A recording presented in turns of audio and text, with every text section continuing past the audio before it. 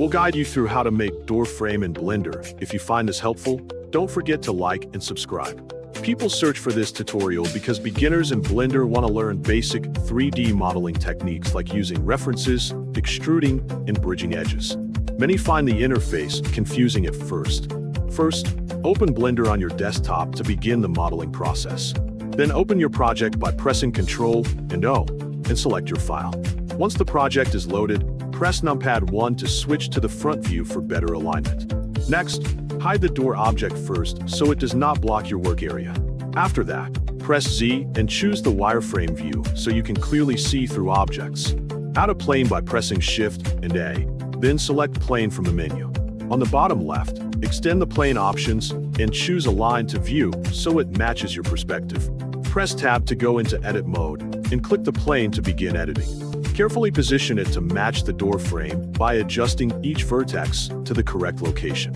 After that, make a loop cut by pressing Ctrl and R to add more geometry. Place the loop cut on the detailed areas where extra structure is needed. Then select the faces on the bottom middle section. Press X and delete them by choosing edges so the unnecessary parts are removed. Next, press 3 to switch to face selection. Select the detailed areas. Then press E to extrude them slightly for depth.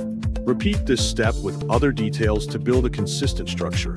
After finishing, press Tab again to return to object mode, and press Z again to review the model in solid view. Then go to the modifier panel and add a bevel modifier to smooth the edges. From here, you can set the bevel amount and the number of segments to control how rounded the edges appear. After that, go back to edit mode by pressing Tab, then press Shift and D to duplicate the object. Position it not too far and align it with the door frame. Then rotate it by pressing R and Z, followed by 180 degrees. Finally, select the edges from both objects. Then left-click and choose Bridge Edge Loops to connect them and complete the model.